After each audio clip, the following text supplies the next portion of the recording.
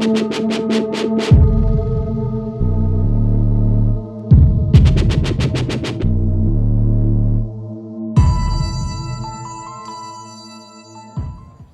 name is Carmel, and I'm very fortunate to be able to introduce this next amazing man. I've heard Brian Forster many times, and when I'm home and I watch him on television, all of a sudden I realize I'm taking notes in my house with a paper and pencil because he has so much to say on a constant basis.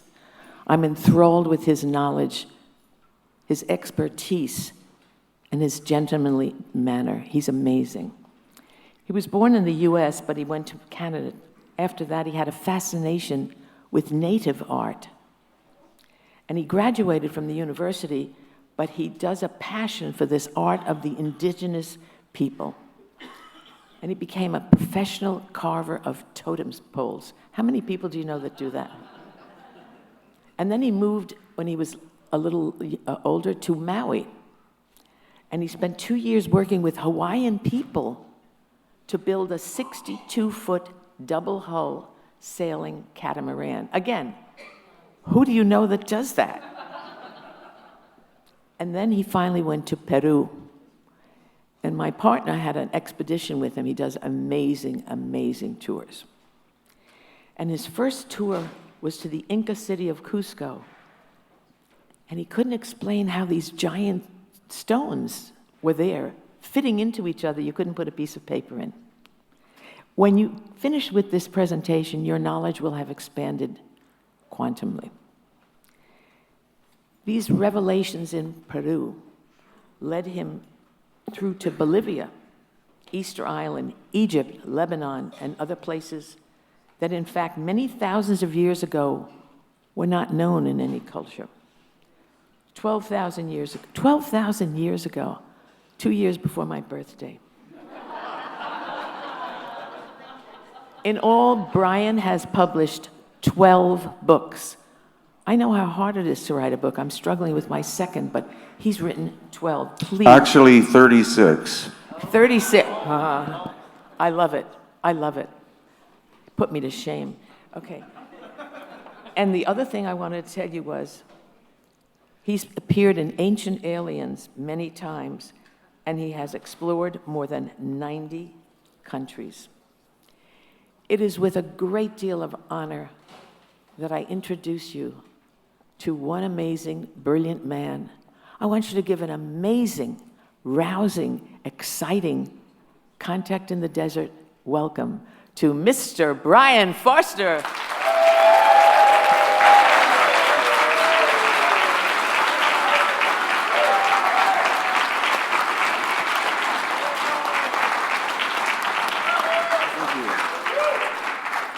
This is the best part.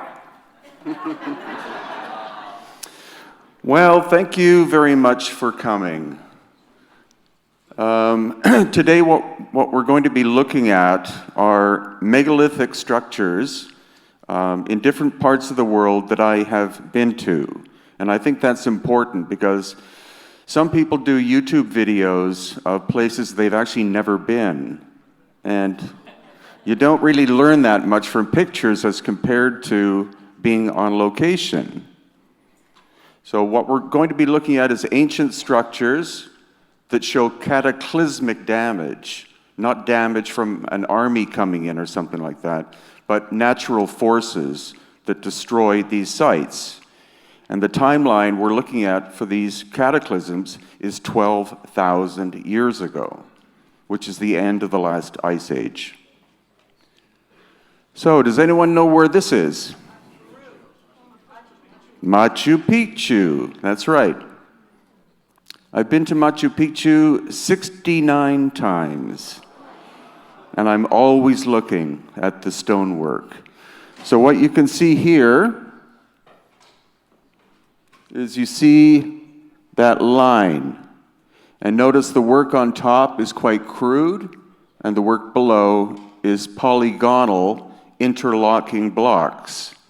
So some people would say, well, the Inca made a very strong foundation and then they didn't need to make it so good on top, but that's not the case. The Inca found Machu Picchu, decided that it was a holy site, and then they built their city around it. And this is the obvious evidence of that, because you see massive megalithic blocks on the bottom, pulled apart from east to west by a huge earthquake, and this is what the Inca found, and then they built on top. So you notice the difference in construction? It'll get more and more obvious as time goes on. And also, Machu Picchu means the ancient mountain or the ancient place. So they wouldn't be describing that if they had built the whole thing. They found it, and then they built there. Now, there are flood myths from 200 to 400 indigenous cultures that talk about the time when their world was destroyed. It could have been an island or a larger landmass. And what this coincides with is events that happened during the Younger Dryas between 12,800 and 11,700 years ago. Of course, Graham Hancock goes into this, Randall Carlson goes into this, and it was a major series of cataclysmic events that happened that destroyed most of humanity. And it was a force that came from outside of our solar system. There are different theories. Some people say it's a comet. Some people say different things. But we're going to go through all of the theories related to that. So Plato, of course, with Atlantis. The timeline for the destruction of Atlantis is around 11,700 years ago. So he was describing actual events. Most academics will tell you he made up the story, but Solon, who was his teacher, learned it from the ancient Egyptians. And the ancient Egyptians' record of time goes way, way, way back, long before dynastic Egypt.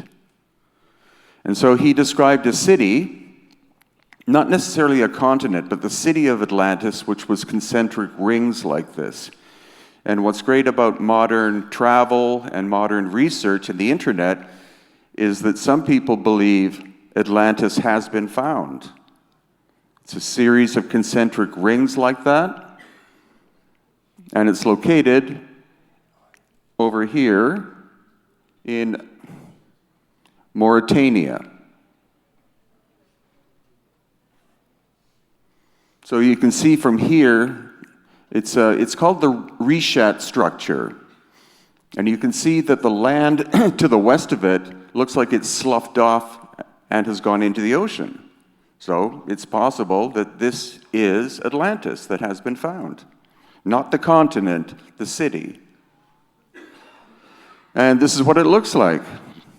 Plato describes it as having mountains to the north and then the ocean to the west. And there are unknown structures or unresearched structures that are located in this area. I know two people who have recently been there, and who knows, maybe Atlantis has actually physically been found. So I believe what happened around 12,000 years ago is that our planet was hit by a series of cataclysms. And how can we explain properly the reason why our planet is tilted 23.5 degrees? It doesn't sound like that's a natural thing. It should be vertical.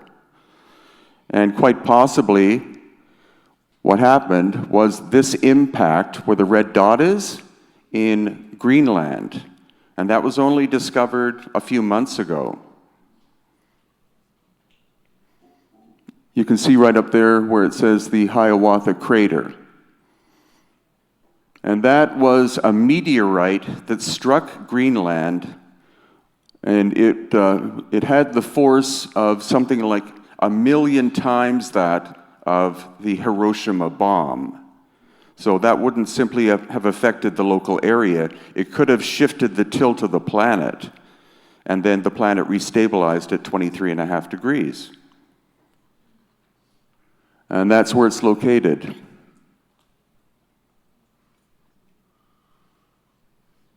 As it says, as big as a city. And it left a crater 31 kilometers across. Also, what happened to all the megafauna of North America? At that time, about 12,000 years ago, the megafauna suddenly go extinct. And some people blame the Native Americans, but there were millions of these animals. So the theory is, and the same thing with the woolly mammoths that were found flash frozen in Siberia. One day they're wandering around chewing on buttercups, and the next moment they're flash frozen. And so I think what happened was the planet shifted very rapidly, and that changed their entire climate. They went from being in a temperate climate to Arctic, and they would have died immediately. And also ancient civilizations that suddenly disappear around that time period, including the Clovis people.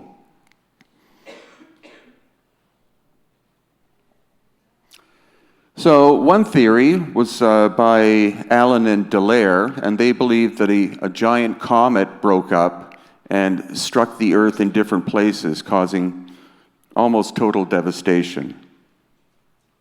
And the date, 9500 BC, or 11,500 years ago. I'm just going to use the ballpark figure of 12,000 years. And then also Barbara Hann Clow.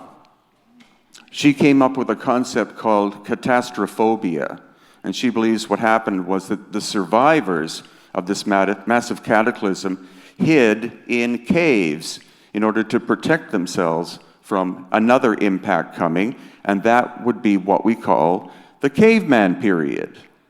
And it took 6,000 years before they were able to come back out again, and that's when we have the rise of Egypt and Samaria, and what they called the first major civilizations, but it wasn't. It was a renaissance. Those that survived rebuilt, and they had lost most of the information from the past. So she calls the concept catastrophobia. And then Dr. Paul Laviolette, who is an American physicist, he actually believes that the core of our galaxy, which is a black hole, but it's not a black hole that constantly absorbs energy. Every once in a while, it has a burp, and it actually emits energy. That would go across the galactic plane and wreak havoc. So that's his theory, the same time period, 12,000 years ago. And Robert Schoch, his theory is pretty close to that. He believes in solar outbursts from the sun that came out and scorched the atmosphere and caused the rapid melting of the ice sheets. That was the end of the last ice age. And it didn't occur over thousands of years. He believes it could have been as short as a year, that the waters of the oceans rose by about 400 feet to their present level. That would have submersed ancient civilizations living on any coast. And that, again, would be the destruction of Atlantis. It wasn't that Atlantis sank, it's that the water rose, and the survivors would have to leave and find somewhere else to live. So I absorbed all of those theories together to come up with this presentation. So according to Robert Schoch as well, the places where this plasma would have struck would have flash blasted any life form that was there. So the people, the plants, the animals would have been vaporized, and these places would not have been habitable for thousands of years, until thousands of years afterwards. And we're not left, we don't have the ancient people left behind because they all got destroyed, but what we do have are these amazing megalithic sites around the world that standard archaeology can't explain, even though they very much try to. So this example here is in Cusco, Peru. It's called the Coricancha, and you can see that you can't fit a human hair in the joints. And that wall is 1 meter thick. So it perfectly tight-fitting from the front to the back. Now, the Inca were a Bronze Age culture, and this is basalt stone, so they could not have built this. Obviously, they found it. And here, too, this is a site called Rachi, outside of Cusco, and you see 2 forms of construction. You have adobe on top, and then you have megalithic polygonal basalt below. Which is that. So it's quite clear that the Inca found this and then built on top of it. And another location called the Sun Gate. Once again, you see these massive blocks that fit together perfectly, and then relative rubble on top. So this is the Inca work on top of the megalithic. And an even more obvious example. This again is the Coricancha. So what we're looking at, this is the original construction here, perfectly tight-fitting. Then the Inca show up, and they put some of these stones back together, but they can't get them to interlock. And then they run out of material, so then they build on top of it. And then the Spanish colonial is actually on top of that. And that's what I discovered the first time I went to Cusco, because I've been a builder most of my life. And you see this megalithic stuff, and you go, how would we do that? Let alone a Bronze Age culture doing it. And my guide kept saying, no, the Inca did it. It's like, no. And then here we have the first map of Cusco. This was done probably in the 1540s. And you see the thick walls, and then you see the thin walls. The thick walls are the megalithic ones that the Inca found, and the thin walls are the Inca repair work. Because Cusco means the center of the world. And so I think that's a description that the Inca found the center of the world. They didn't construct it. And the polygonal work. Every stone a different shape and size, interlocking perfectly. Now that would be incredibly difficult for us to do today. So it's clear that the Inca didn't do this work as well. And then you see the protruding knobs, which are very much a mystery. And here we see the Inca repair work. You see, they tried to put some of the stones back into place, and then they had to use some filler here, and then they ran out of material, so they used other stone in order to reconstruct the site. Is this becoming quite obvious? Good, because archaeologists will fight and fight and fight and say, no, the Inca did everything. It's like, no. But this is what Inca work is. You see, it's very much precision in the front, but there's a gap in the back. That's not that difficult to do. So they wanted their work to harmonize with what they found. And this is Sacsayhuaman. Some of the stones at Sacsayhuaman weigh 125 tons. And they still interlock perfectly. Any gaps are the result of ancient cataclysmic damage.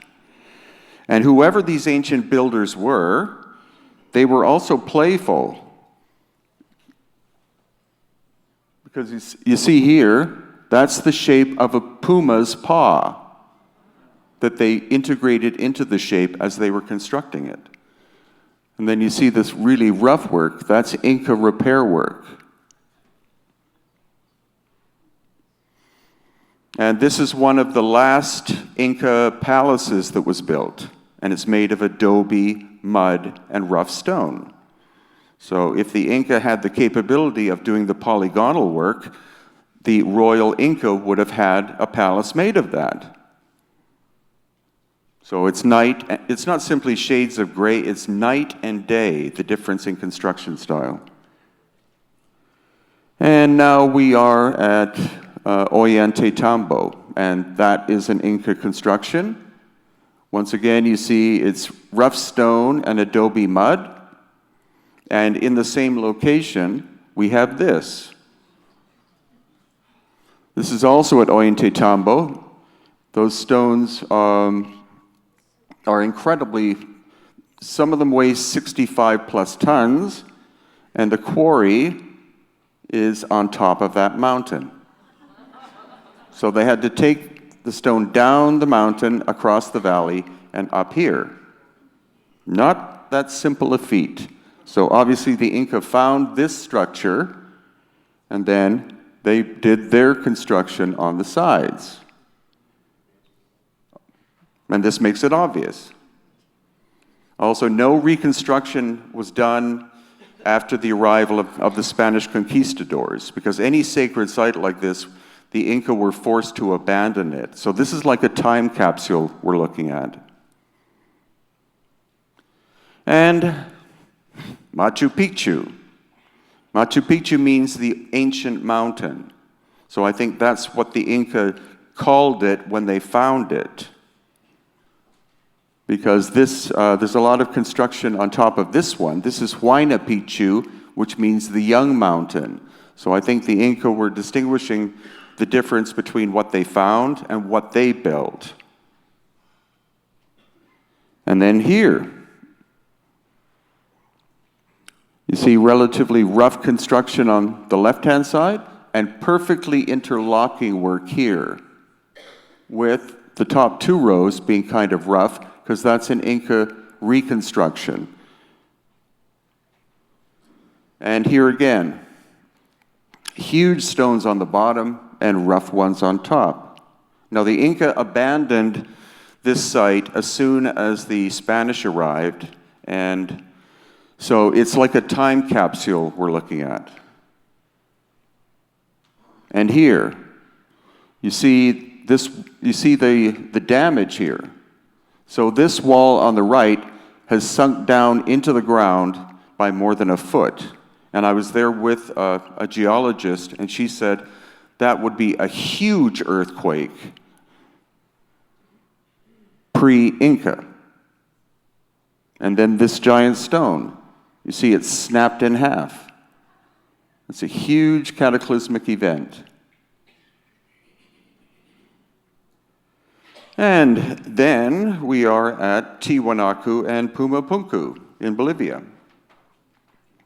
You see these massive stones here, and then the relative rubble built on top of it. So this is the original,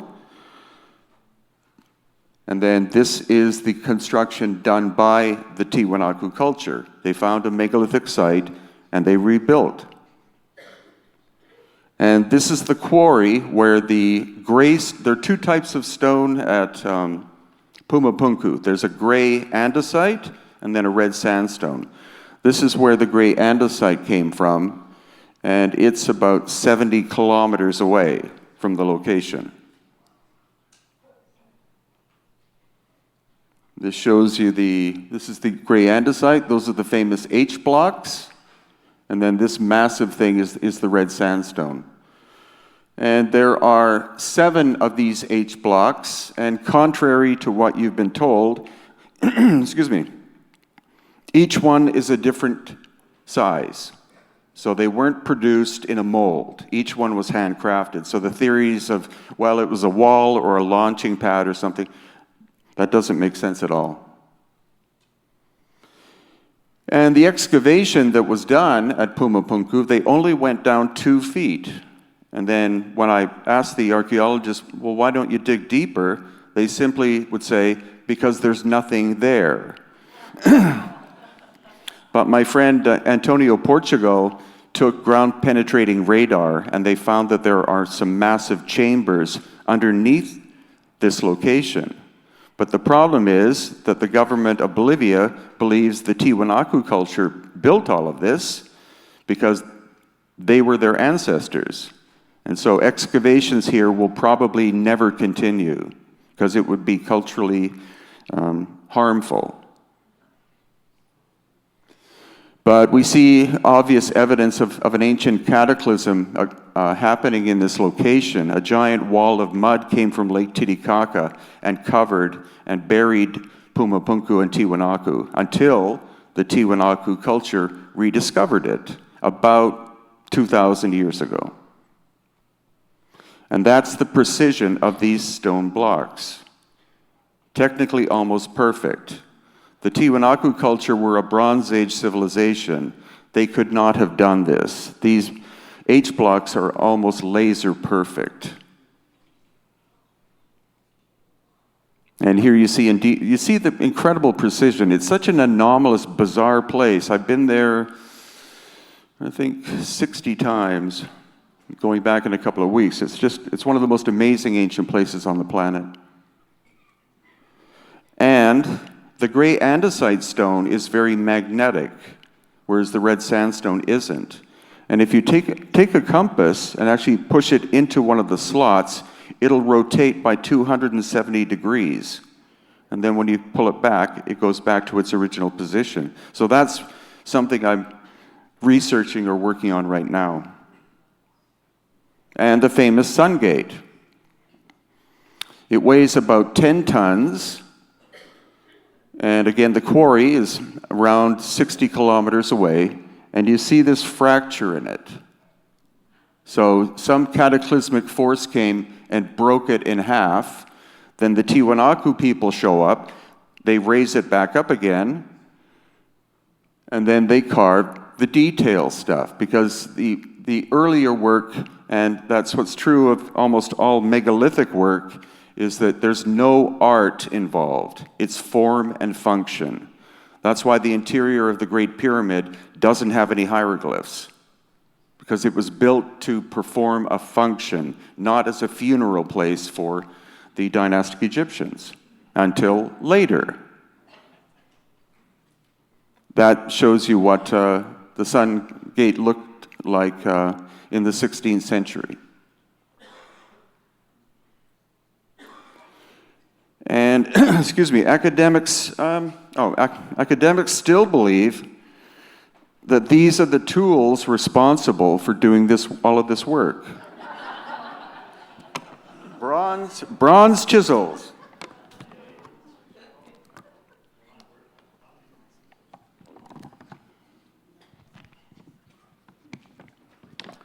And that includes all of the work in Egypt as well. It's all bronze chisels. And Christopher Dunn, who some of you may have heard of, who's a very brilliant engineer, he used to go on TV shows with a bronze chisel and a piece of granite. And he would make one strike, and the bronze chisel would bend. And the answer the Egyptologists had to that was, well, they had 100 workers lined up on a table, and then with every strike of the bronze chisel, they would resharpen it. So it's like, I don't think so. Okay, so now we are in Egypt. So what you're looking at here on the right-hand side, that is a dynastic sarcophagus. But the one on the left-hand side was originally made out of one piece of stone. And this they call pre-dynastic. So here you have incredible precision construction and not so much there. So the great thing is that because our history is being rewritten, now when you go to Egypt, they will start talking about the pre-dynastic builders, much to the chagrin of the Egyptologists. So more and more of the people who work in Egypt are admitting that there was a civilization very advanced that existed before the dynastic Egyptians, and then when the dynastic Egyptians showed up, they inherited the structures, including Giza. So this is great too. This is a box, some would say a sarcophagus, but it's a giant box that is in the Cairo Museum. And here you can see that's where a saw was cutting the lid off of the box, and the saw went out of control and broke the lid. And then when you look at the actual saw marks, you can see that it was two parallel saws, one running on top of the other, and penetrating the stone by about 2 millimeters per revolution, which is beyond diamond technology. And that shows you the saw marks there. And they have this box in one of the corners of the museum without any lighting, because it's in plain sight, but most people simply walk right past it because no one's pointing it out to you. And then this very strange object called the schist disc. You can see that obviously it's part of a machine because it has a central hole and then these curved flanges. But what the Egyptologists call it is a fancy lotus plate. That's the great thing about going to the Cairo Museum. You look at the object and then you see the description of it. And so this is what it looks like. Obviously, it's part of a machine. The unfortunate thing is they decided to repair it here, like very badly. So it was found destroyed, and then they tried to put it back together. And yeah, this is one of the great descriptions. Porphyry, basalt, diorite, and slate from the Archaic period, which means pre-dynastic. And this is what they looked like.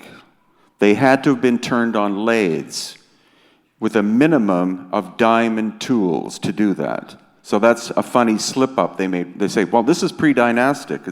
We didn't have technology to do this until the 19th century AD. And here again is another example. You see, obviously it was turned on a lathe. You can't make something like this by hand. And drill holes in granite. It's a hollow core drill. Those were not invented until very late in the 19th century AD. So what are they doing in a sarcophagus box in the Cairo Museum? Is the pattern becoming obvious so far? Good. And then the Great Pyramid. 2,300,000 stones. And recent geological study has found that the limestone that makes up the Great Pyramid is not from the Giza Plateau. It's from Cairo. So that means every one of these multi-ton blocks had to be moved across the Nile. Not that simple a feat. And that's what the actual shape looks like. It's not four-sided, it's eight-sided. So that makes it much more complicated. And then this shows you that some of the casing stone is still in place. And it's called Tura limestone. And the casing stone that's still there, they fit together so perfectly, you can't fit a piece of paper in the joinery. And also, the Great Pyramid does not sit on the Giza Plateau, it's locked into the Giza Plateau. And there are a series of shafts and tunnels on the Giza Plateau that are not accessible to the general public. But what we know is that there's a whole series of tunnels that go underneath the Giza Plateau. And that most of the pre-dynastic megalithic work is underground. But the doors are locked, so you're not allowed to access it. However, the new head of the Supreme Council of Antiquities finally had the bright idea that if you charge tourists a lot of money, they start to unlock these doors. So you can see, like all of these shafts and tunnels, this is an area where you're not supposed to go, But that's where money comes in very handy.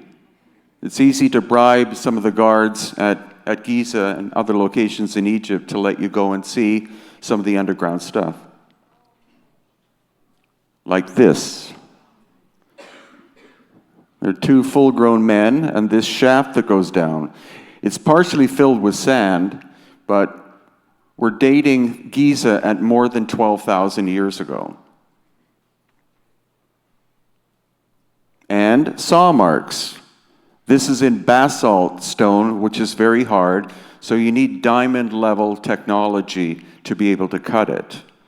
And luckily, these examples are on one side of the Great Pyramid that you can actually go and look at. And the great thing is that it used to be so restricted in Egypt in terms of what you were able to look at, but now everything's starting to open up, which is great.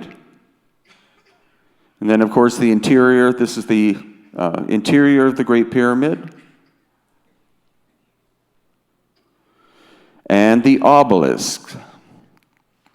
Now, the obelisks are made out of granite, and you can't shape granite with bronze tools. So what it means is that the dynastic Egyptians found the obelisks in place, and they carved hieroglyphics into them in a very crude manner. And the theory that we're working on now is that the Great Pyramids were energy-producing systems. They produced energy, and they transmitted the energy to the obelisks. So it's almost like an ancient Wi-Fi system. And the Sphinx. One of the most amazing things about the Sphinx is that whoever built it, they didn't shape it by chipping away with axes or adzes or whatever. They cut huge blocks out in order to achieve the shape, and then those blocks were put in front to create the Sphinx temple. So one was cut and moved, the next one was cut and moved, because you can see the weathering pattern on some of them match a pattern. And you can see that the erosion on the Sphinx's body is much, much more than the head. So obviously the head was recarved during dynastic times. One of the pharaohs decided that he, was going to adopt the Sphinx, and he decided to put his portrait or his mother's portrait on as the face. And this is the work of Dr. Robert Schoch. The vertical erosion you see is water. The horizontal is wind and sand. So when you look at a climate model, that tells us that the water erosion is at least 12,000 years old. And the dynastic Egyptians arrived in the area 5,000 years ago. So this is pre-dynastic. And also, you see, of course, there's been a lot of reconstruction. The reconstruction of the Sphinx probably began during the time of Khufu. Most Egyptologists will say that Khufu built it, but it's more likely that he started to repair it. And some more interesting little secrets here. You see this wooden walkway going down, and then there's a stone staircase. And so I was there a couple of years ago, and I noticed this platform here looks like it can come out. And so I asked our guide, Mohammed, what's up with that? And he said, that's the access to the underground tunnel and shaft system underneath the Sphinx. And that is on the backside. And fortunately that day, that grate had fallen out. And so when you pull that wooden frame away, there's a ladder inside that goes down into the Sphinx. And if you look up Mark Lehner, who's an Egyptologist, the reason why they found this is that they were doing repair work to the Sphinx. It's still being fixed in modern times. And so they pulled out a stone and they noticed that the Sphinx is hollow. So they immediately took a giant tent and put it around the opening so nobody could see it. And he spent the next 3 weeks exploring the inside of the Sphinx. And then when he came out, he said, "I didn't find anything." But that's where Zahi Hawass is quite funny, because if you look on the internet, you can see pictures of him with his head sticking out of that hole. And that's just another close-up. So right now there's a metal ladder inside that takes you down. And here we have the bent pyramid. Now the standard story about this is that the builders were building it at a specific angle, and by the time they'd gone halfway up, they realized they had made a mistake with the angle, and so had to change it. It would take 5 seconds to make a drawing in the sand as to what angle you're supposed to be working at. So again, a great thing about having local contacts in Egypt is that they talk about a pharaoh called Sneferu, who was the builder. But in fact, Sneferu means double harmony. So I think that's the name of the pyramid, because it has 2 angles, and therefore 2 different vibrations when it was functioning. And then the red pyramid, all the casing stone is missing, and it's all broken up into little pieces. So the standard story is that at the end of the dynastic civilization, people started to take the casing stone off and take it to Cairo to build the city. But this is all rubble. So I think that these were energetic structures that overloaded 12,000 years ago and blew the casing stone off. And the interior of it, if you've never been in the Great Pyramid, or there actually are 9 ancient pyramids, and of profound construction level. Those are pre-dynastic.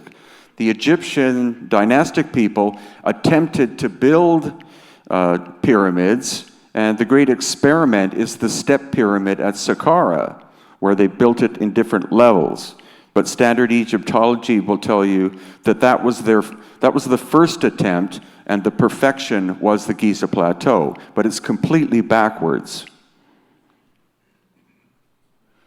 Then we have the Serapeum at Saqqara. This is a series of 2 underground tunnels in which there are 25 niches, and there are 23 giant boxes in the niches, but this is one that actually never made it there, and the lid is actually back off this way. So it appears to me it's pretty obvious that there was a giant cataclysmic event that stopped the construction of the Serapeum. And you see the size of them. Each one weighs 100 tons. The lid is 30 tons. The box is 70 tons.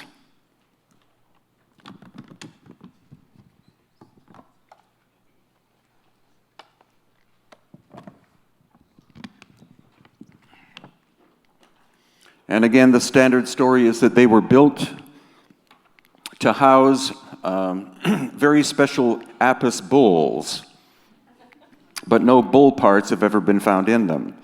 And in fact, of the 23 that are intact, when they were discovered in the late 19th century, all of the lids had been moved open except one.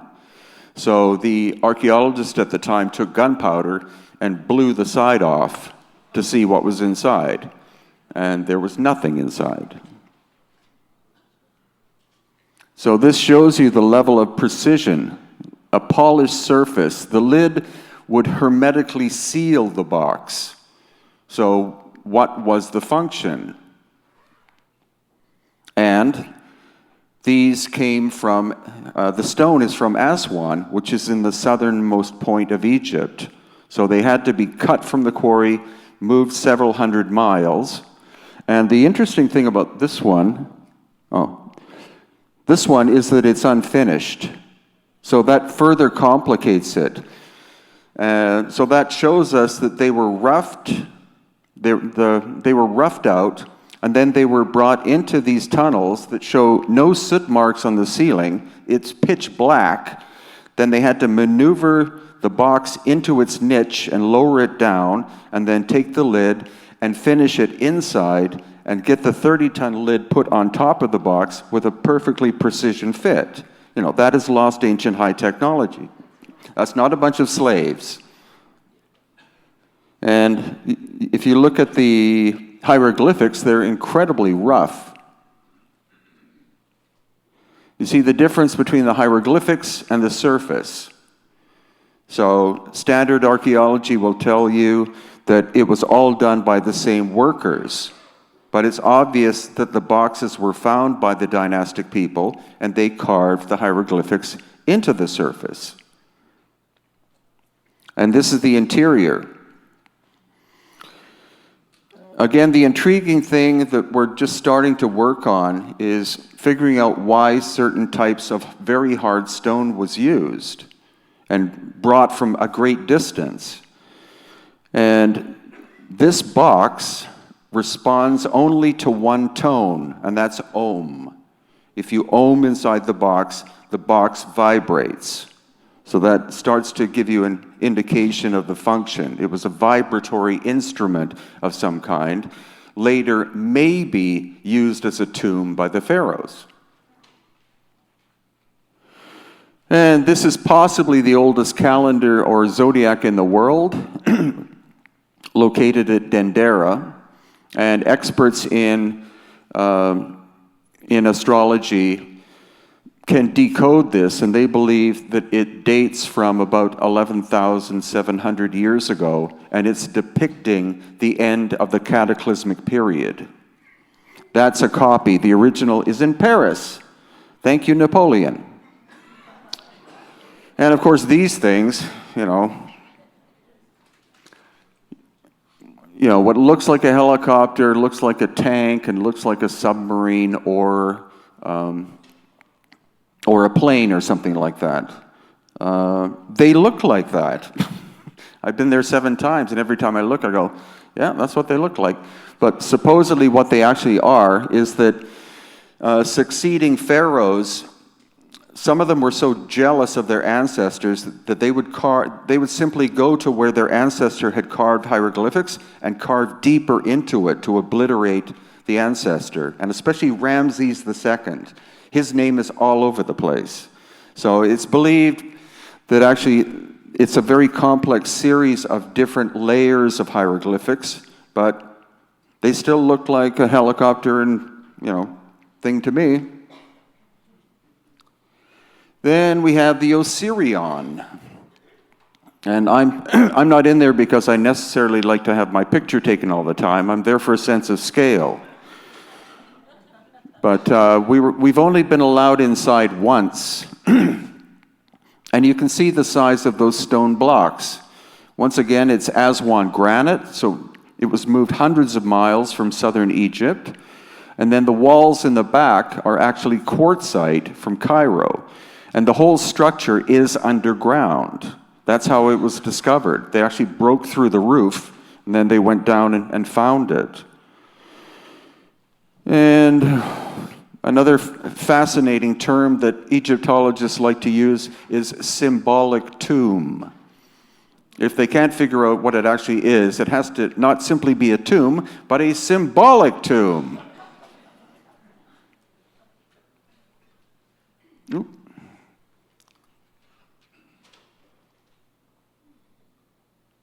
Then we have core drills. You can see the size of my hand there. So that's a core drill about that big. And technology like that was only invented, as I said, in the late 1800s AD. But you find them all over different locations in Egypt. And so some people will insist that they're modern, but the penetration rate of the drill is 500 times more efficient than a present-day, diamond drill. So that's obviously lost ancient high technology. Sorry? How do you know that? because of the... How do you know the penetration rate? Well, because I got to go to Egypt with Christopher Dunn, who's a master machinist, and he can measure the feed rate, which is the penetration rate of the bit. And he said it's 500 times more efficient than what we have now, because it's penetrating at about 2 millimeters per revolution, which is way beyond diamond level technology. And here's another interesting piece of stone. You can see that it's cracking and falling apart.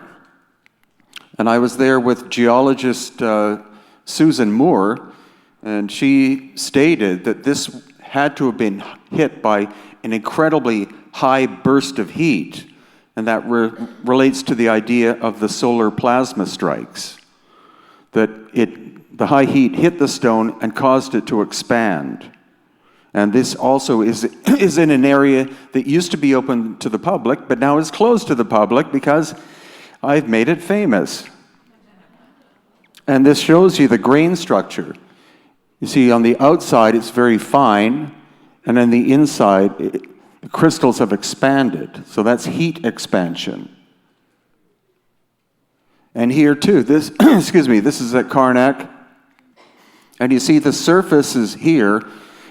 The surface is sloughing off.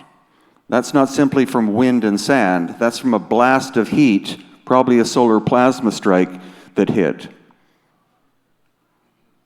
And here again, this is the central access at, or the central avenue at Karnak. And when you take a compass, everything should be north, south, east, and west. And this avenue is off by 23 degrees. So that's telling me that it was constructed when the planet was vertical. So I think that happened about 12,000 years ago. And then these things, these giant statues made of granite at Luxor, they're all, everyone states that these were made by Ramses II. Because here is his cartouche. But if you notice, the cartouche goes over a dagger. So that tells me that this was done during the time of Ramses, but the statues themselves are much, much older. And every one of them that they found buried underground. And I think, again, that's the result of a giant cataclysmic event that happened. And this is the work of Christopher Dunn. So you can see the precision is incredible. And during Ramses' time period, the hardest tool material they had was bronze, as in bronze chisels. And you can't shape bronze, or you can't shape granite with bronze. So these, I believe, very much are pre-dynastic. Then the Colossi of Memnon. The figure itself is 720 tons, and that's one piece of stone.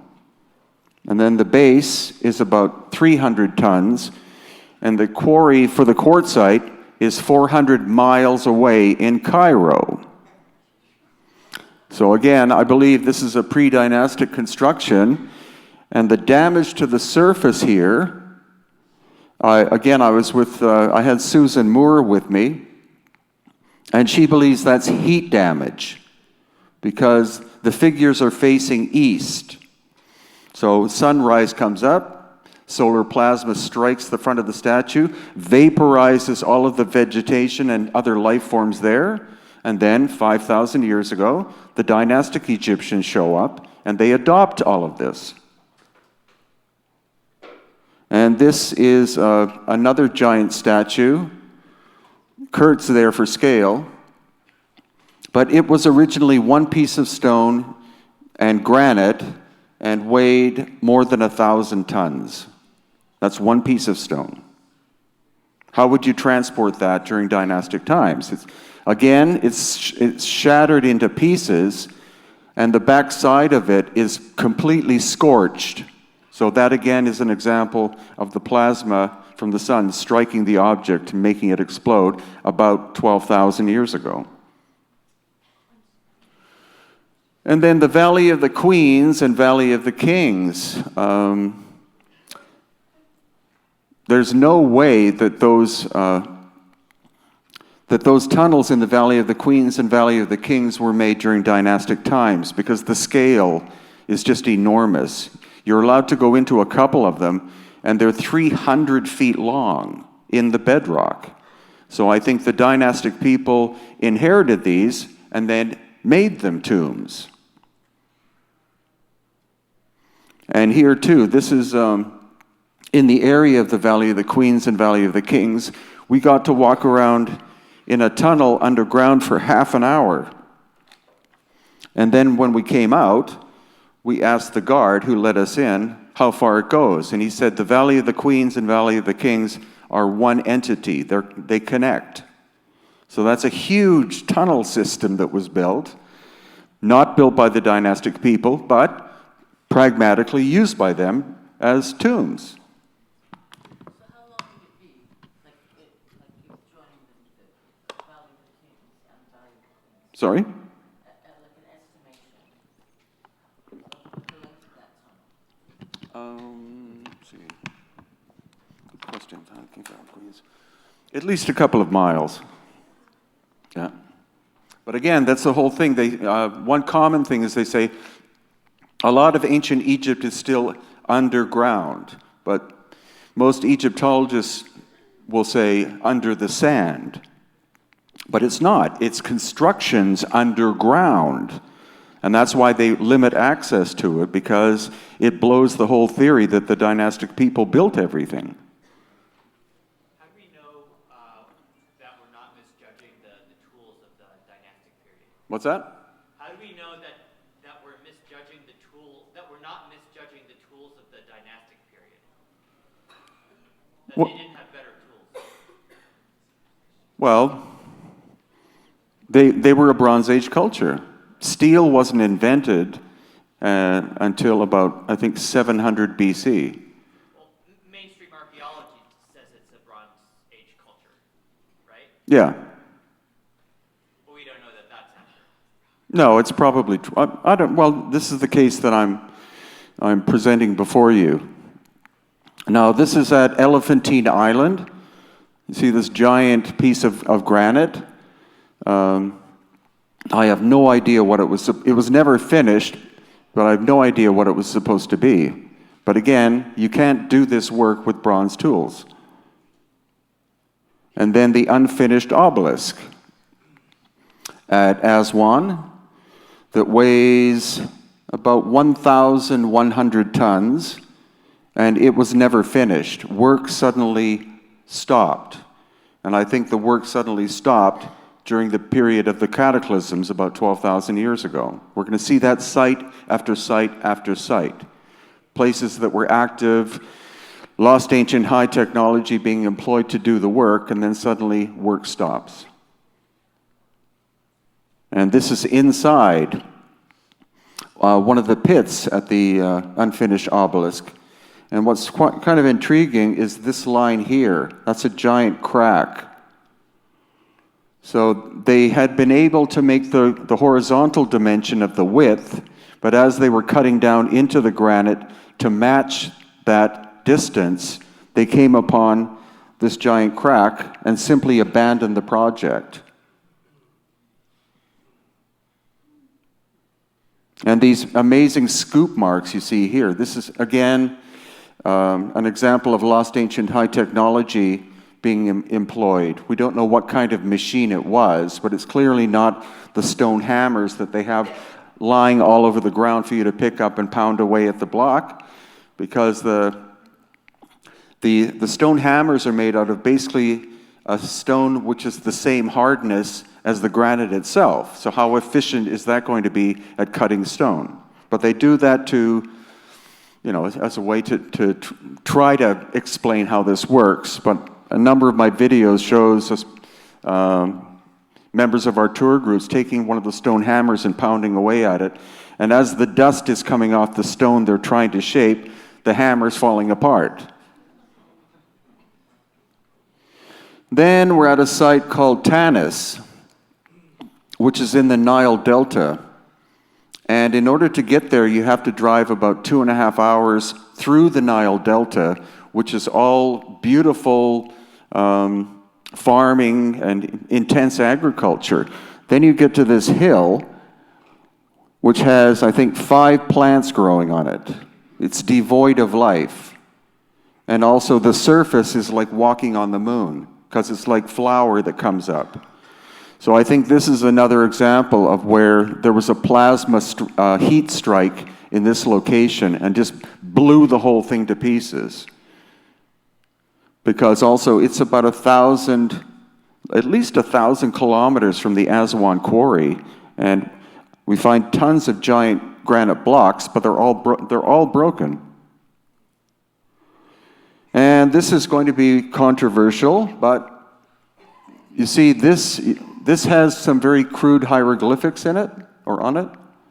Then you have these massive deep ones, like that. And if you put your finger in and move around the contours, it's like a router was put in to shape it. And again, most likely the dynastic Egyptians had, at very best, meteorite iron. And so meteorite iron is not too efficient at being able to cut into granite like that. Actually, I'd prefer if you leave questions till the end. And here you see this discoloration. That's heat scorching of this statue. And part of the arms are gone and the torso. Every stone there shows heat damage, and there's nothing intact there. And this is a dynastic reconstruction of some of the stone blocks that they found. Some with hieroglyphics on them. And this is quartzite. Now the light color is what natural quartzite is, and the discoloration is from at least 2,000 degrees Fahrenheit scorching. So again, that goes towards the idea of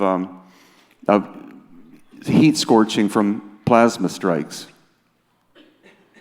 And this foot, according to, I can't remember which archaeologist it was that was working on this site in the 19th century, but this foot was part of a giant statue, and the parts of it are lying all over the place.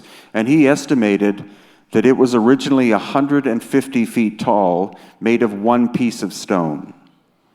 Again, that's not something that copper or bronze chisels can achieve.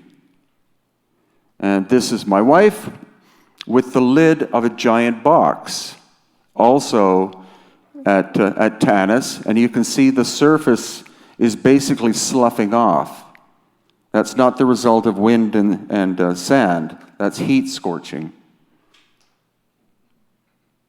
And then this is a quartzite statue, and you can see the toes are melted, because quartzite is mainly it's a silica glass. So if you strike it with very high heat, it melts. Whereas with granite, because granite is made up of different types of minerals, it basically explodes if you hit it with high heat, or the surface will start sloughing off in an uneven pattern. And this statue as well.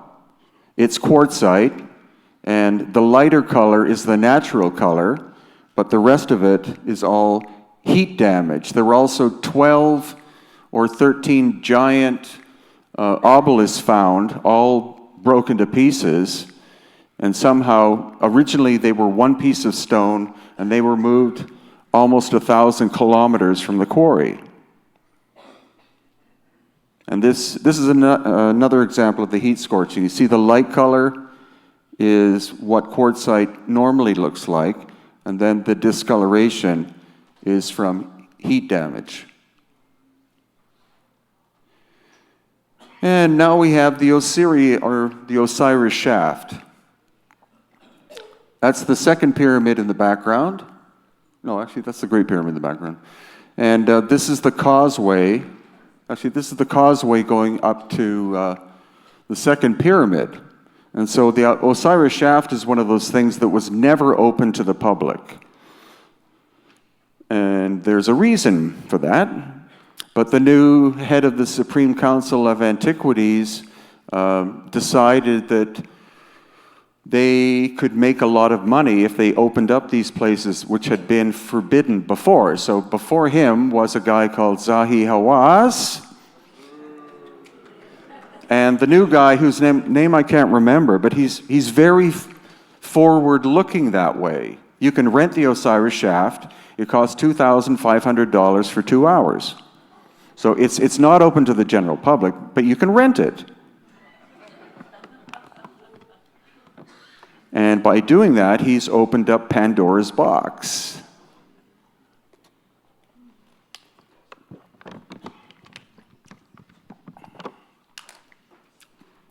Yeah, it was opened up, I think, about two years ago.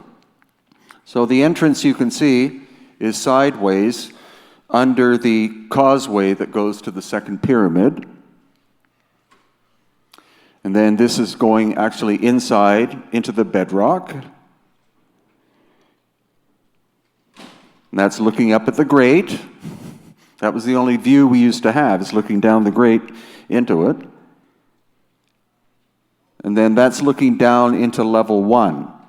So level 1, you take a ladder and you go down 30 feet into the bedrock, which is limestone.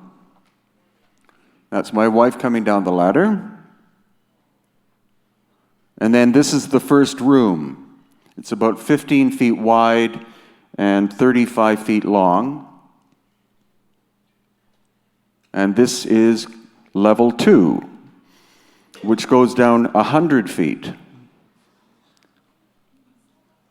And in level 2, there are 6 niches containing 2 boxes. And again, you see the cataclysmic damage to this box. It literally looks like it exploded from the inside. So it wasn't originally a tomb, it was some kind of energetic device that overloaded. And then this is the other box with the lid ajar, and it's coated with this strange goo-like material.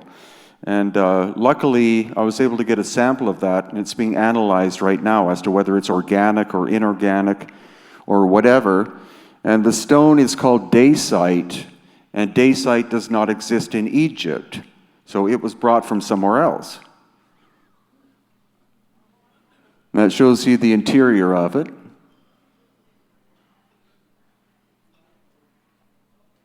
And that's level 3. So you go down 30 feet, 100 feet, and then 60 feet. And there's a pool of water in the bottom. And that's Yusuf Awian. He's standing on top of a box that weighs something like 60 tons with the lid still on. And next time we go, we're going to try to see if we can get to the side area, because there's actually a tunnel off to the right-hand side here that may actually connect with the system under the Sphinx. So it could be a whole honeycomb network that's underneath the Giza Plateau. Okay, now we're in Lebanon. And this is Mount Hermon, which is very famous in the Bible for where the Watchers came down. And this is the quarry at Baalbek, which is open to the general public. And this is a stone that is still in the quarry. That's Yusuf for sense of scale. And it weighs approximately 1,000 tons and was successfully cut from the bedrock, but was never transported anywhere. And that's a more updated one that's Patricia Lehman over here. So for sense of scale. And this is the bigger one. This is the one they call the Stone of the Pregnant Woman. And when we went last time, which was about a month ago, we found out that it was actually a very bad translation from the French. It's actually supposed to be, the original name is the foundation stone, rather than the stone of the pregnant woman. But it's 1,200 tons, and this was taken, I think, 3 years ago. There's Stephen Mailer and me for scale. And that shows you, again, just the sense of scale of it. And recently we went back, about a month ago, and they fully excavated the stone of the pregnant woman.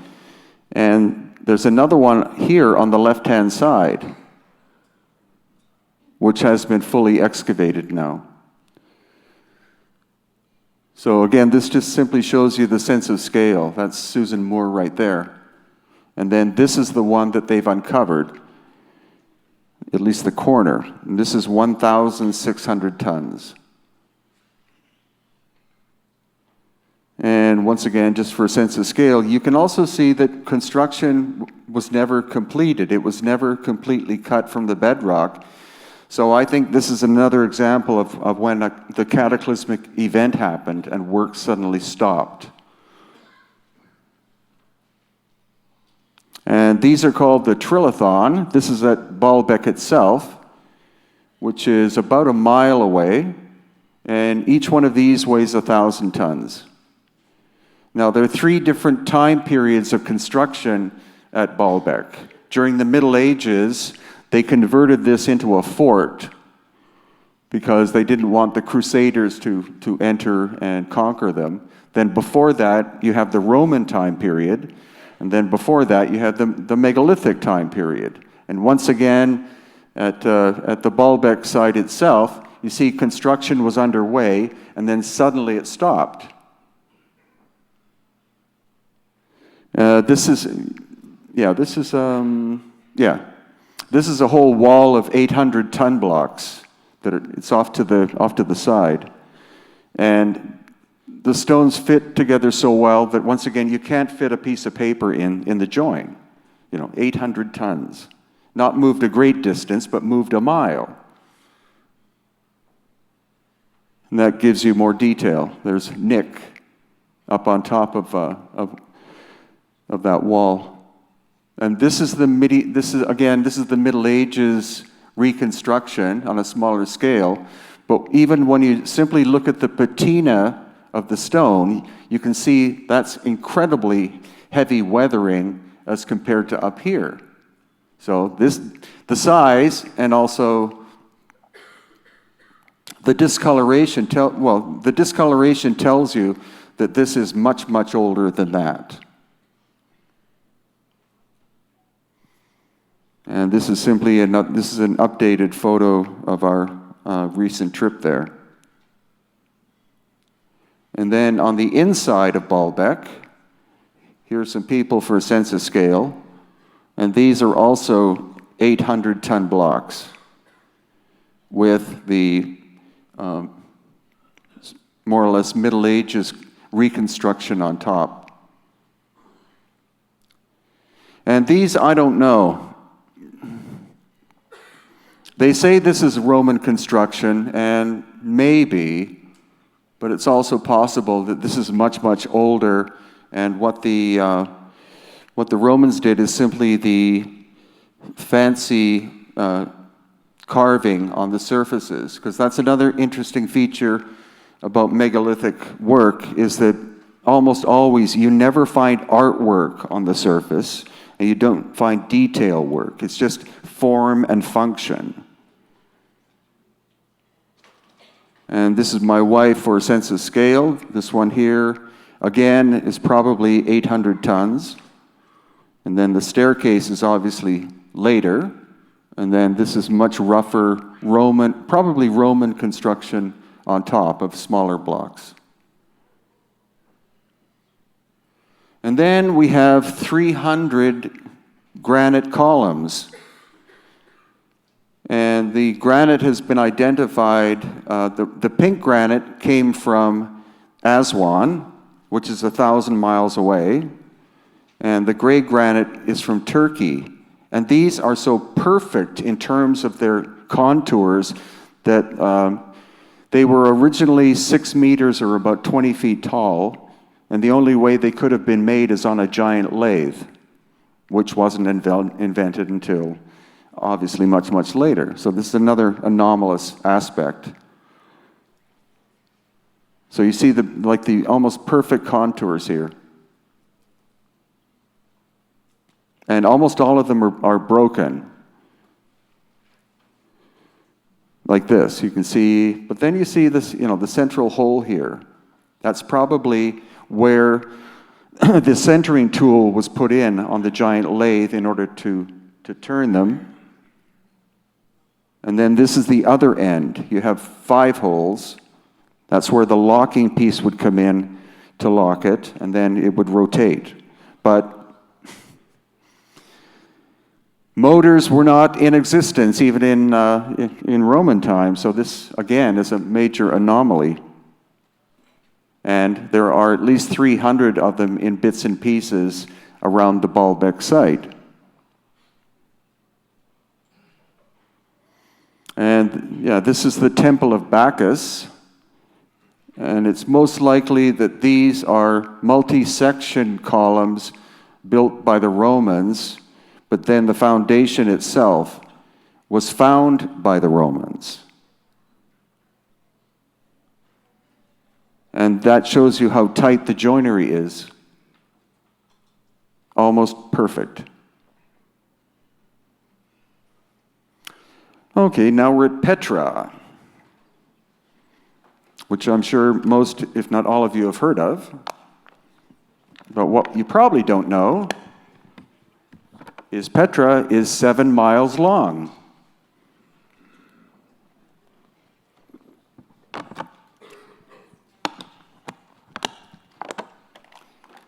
Of course, you know the famous scene from Indiana Jones where they show the treasury.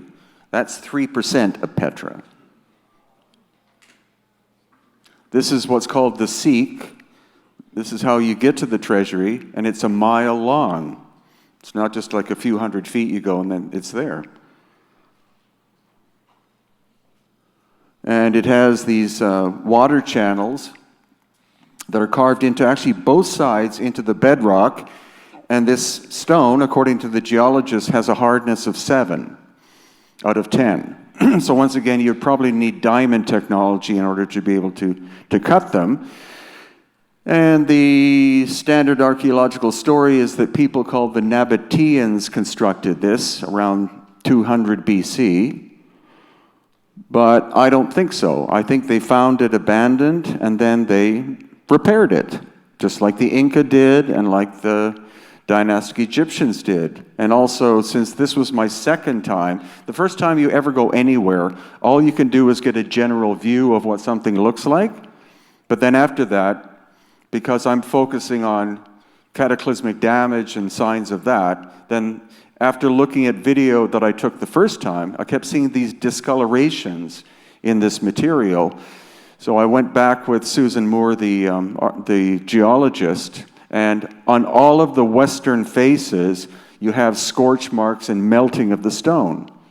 So I think this is another candidate for the solar plasma strikes that happened, we believe, and Dr. Robert Schoch believes, happened about 12,000 years ago.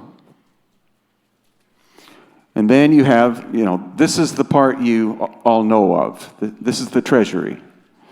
But if you look carefully, you'll see discoloration on the right-hand side. And so it's my theory that the Nabateans, who were there, and they were very successful traders, that they became so wealthy eventually that they hired some sculptors to come from Greece and to do the ornamentation on the surfaces of the treasury. And then after that, they probably ran out of money. But it also explains why there are these shallow stairs carved in the right and left-hand sides. That's for the sculptors to be able to climb up and do their work. Because if this was part of the original construction, that's actually quite, that's quite an eyesore to have that. And this is the back wall. Again, you can see it's almost like a scooping machine was cutting away at the bedrock. And another view of the treasury, it has a giant chamber inside, and also there's another level underneath it, which some have stated is a chamber that's 300,000 cubic feet in size. So not the work of hand tools.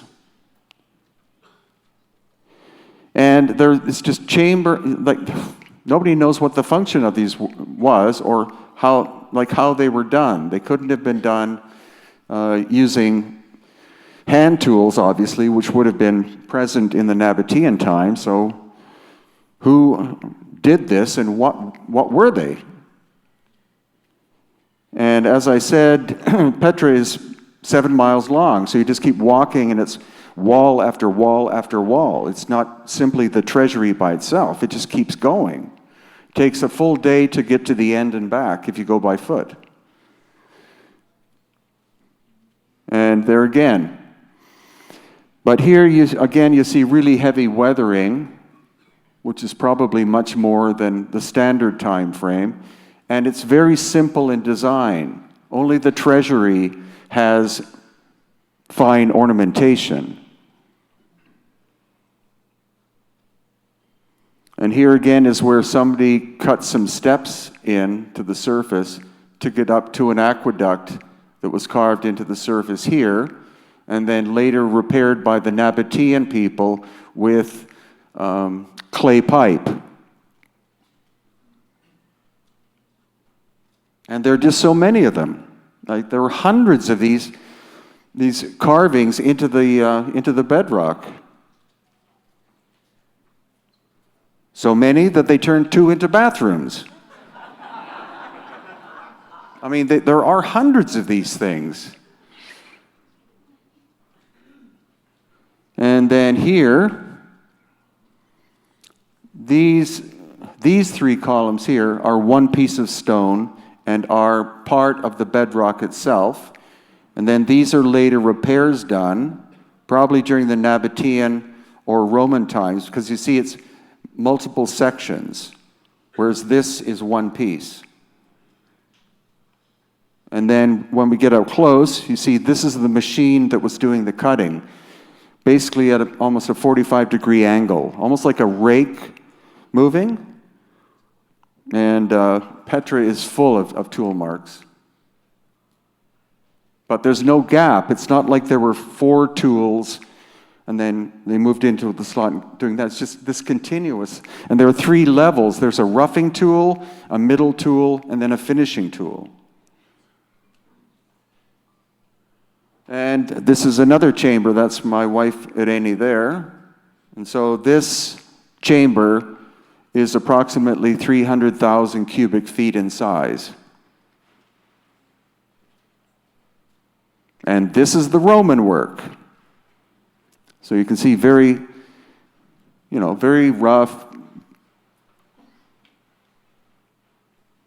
And this is a staircase that finally goes up to more or less the end of Petra after about 10 kilometers.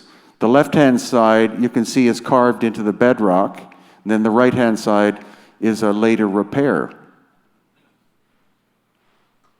And this is what you find at the end. The so-called monastery. So you can see it's quite simple in design, and this is probably what the treasury initially looked like until the Nabateans arrived and hired the Greek sculptors to do the finishing work.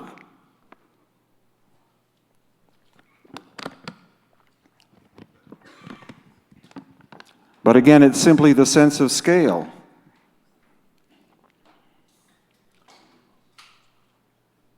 See, there's a person there, and that's how big it is.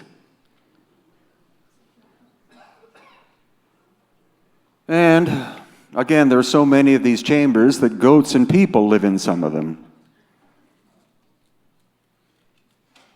And they're parking their trucks in them too. So Petra's one, actually, usually I do a lot of research before I go to a place so that I'm familiar with what I'm going to be looking at. For some reason with Petra, I didn't bother. And that was great because I was just blown away. When we started walking through the Sikh, I thought it would be like 200 feet. We just kept walking and walking, and I asked the guide, how long is this? And he said, oh, it's about 1.5 kilometers. And then he's the one who told me that it's about 12 kilometers long. And then if you walk, or actually if you drive for another half an hour, you get to Little Petra, which is an extension of this. And here guys decided to turn one of these chambers into a tea house. And now we're in Jerusalem, which actually I haven't been to yet. But this is underneath the Wailing Wall, or the Western Wall. And you can see the size of the blocks in terms of construction. A series of stones, about 500 tons apiece. So those are pre-Israeli. But we're going to be going next March in order to have a look at that. And this gives you another view of just the sense of scale. See, much, much smaller and rougher work on top of the megalithic stuff. And you also find a lot of megalithic work in Greece, like this. And Italy, very similar to the cart ruts found on Malta. And this is Japan. This is in Kyoto. Easter Island. This is a site called Vinapu. And again, it's as precise a construction as we find in Peru and Bolivian places, whereas all the other work is much, much rougher, done with volcanic stone. So this again shows us that before the Polynesians arrived, somebody was there. And that's what the oral tradition said as well. We were fortunate to be able to talk to one of the elders of Easter Island, who's one of the oral tradition experts. And I said, how far back does human habitation go on Easter Island? And he said, how far back do you want to go?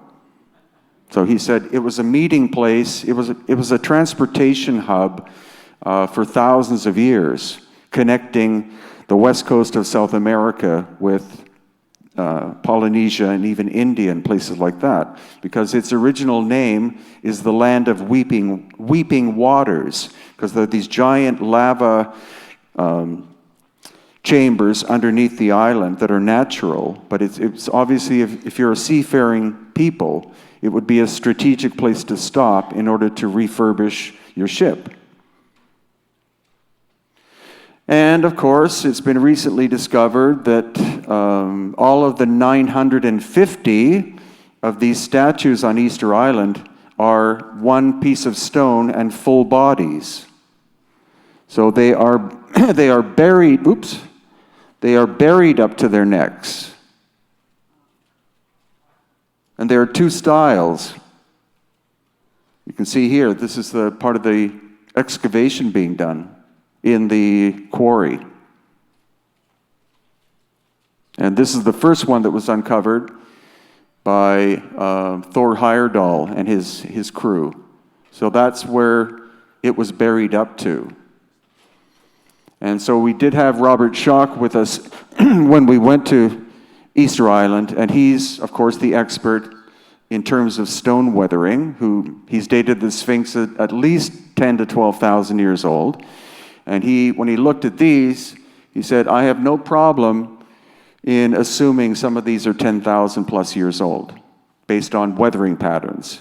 And then the buildup of soil and the sloughing off of the material from the mountainside coming down.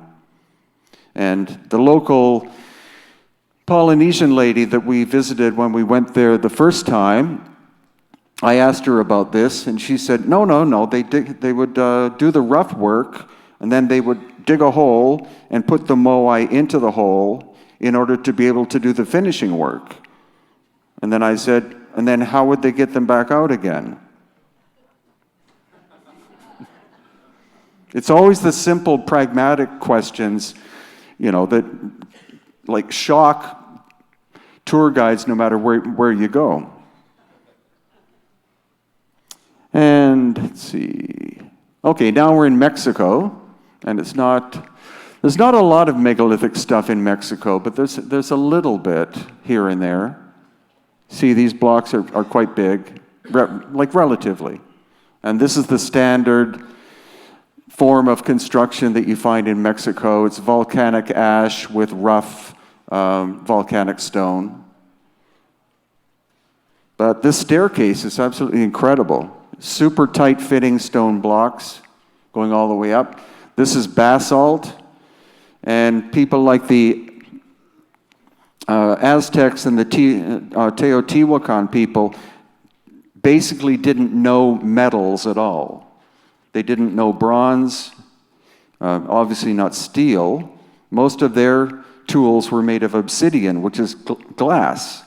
And you can't you can't use obsidian to shape stone. So these stones here are a real anomaly as far as I'm concerned, because there's no mortar in between. They interlock beautifully, and then the workmanship on top is really crude.